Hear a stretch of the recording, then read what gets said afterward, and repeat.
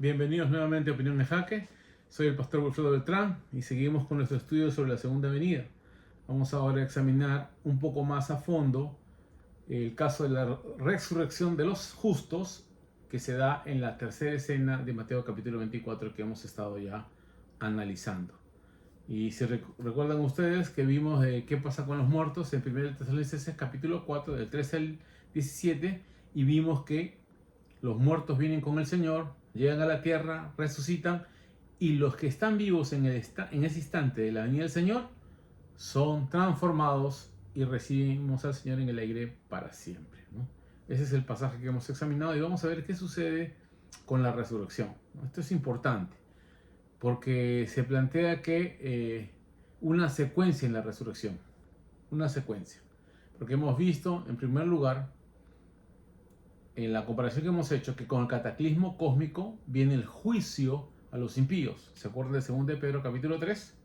¿Ya? Y simultáneamente, mientras se ejecuta el cataclismo y hay en este caso un tormento para aquellos que persiguen a la iglesia es rescatada del juicio por los ángeles y sucede un acontecimiento, digamos, a la par, dentro de la escena del arrebatamiento de los santos, la resurrección de los muertos. O sea, los que habían muerto en el Señor vienen juntamente con Él, ya lo hemos dicho en 1 Tesalonicenses capítulo 4 del 13 al 17, y llegan a la tierra, resucitan, mientras los que están vivos son transformados, ¿no?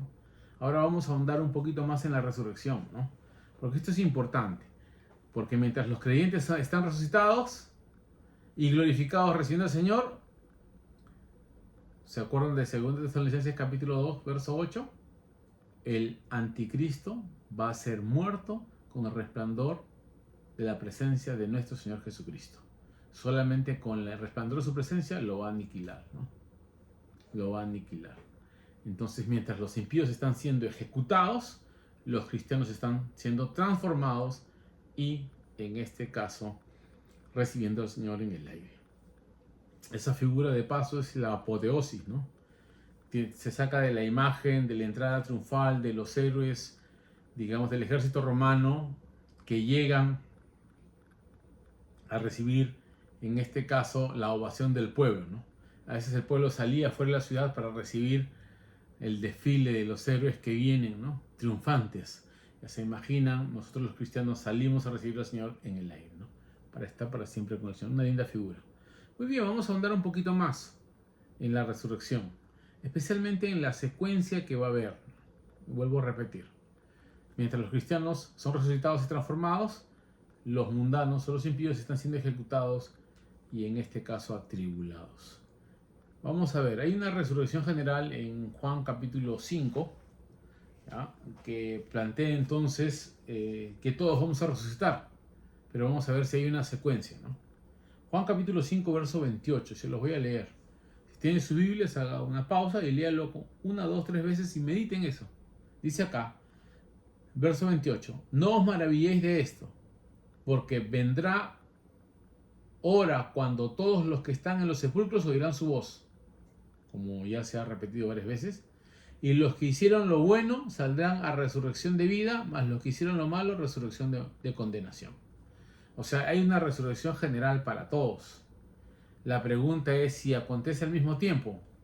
Primero de Corintios nos da una secuencia, ¿ya? Una secuencia. Y lo vamos a ver en el capítulo 15.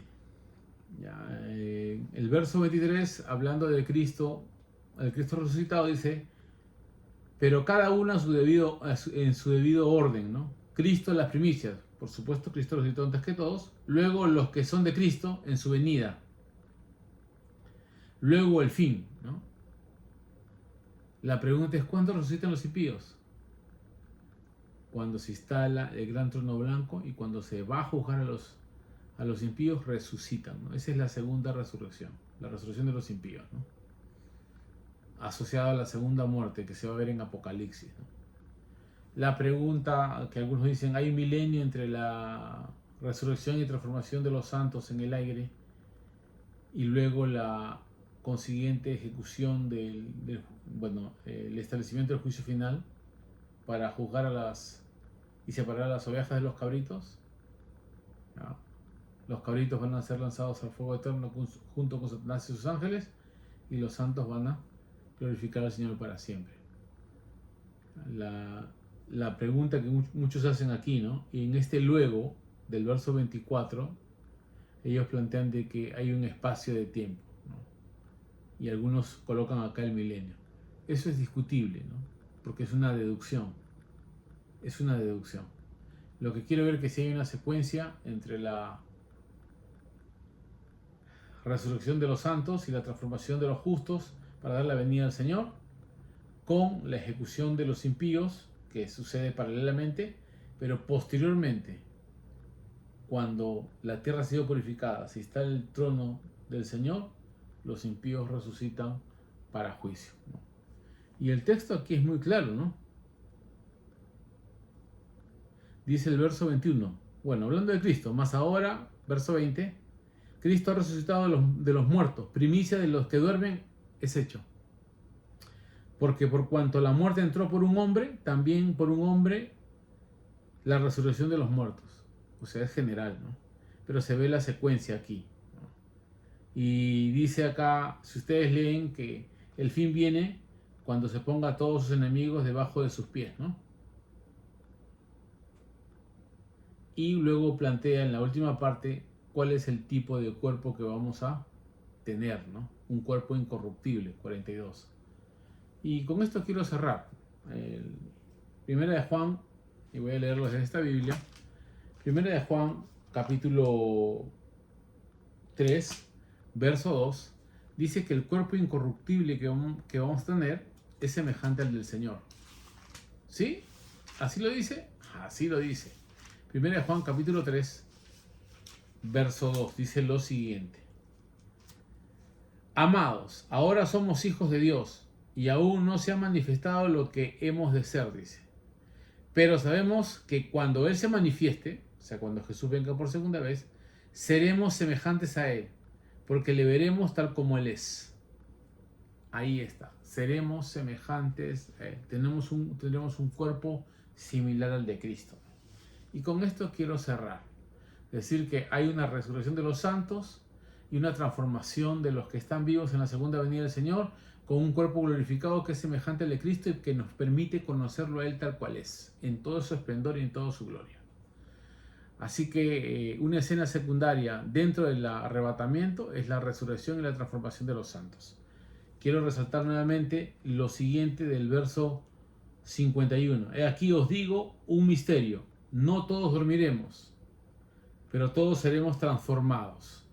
En un momento, en un abrir y cerrar de ojos, al final de la trompeta. Los detalles se van coincidiendo de tal manera de que nos permiten entonces conocer que tanto la resurrección y la transformación se ejecutan con la venida del Señor en el arrebatamiento. Y los muertos, dice, serán resucitados incorruptibles y nosotros seremos transformados.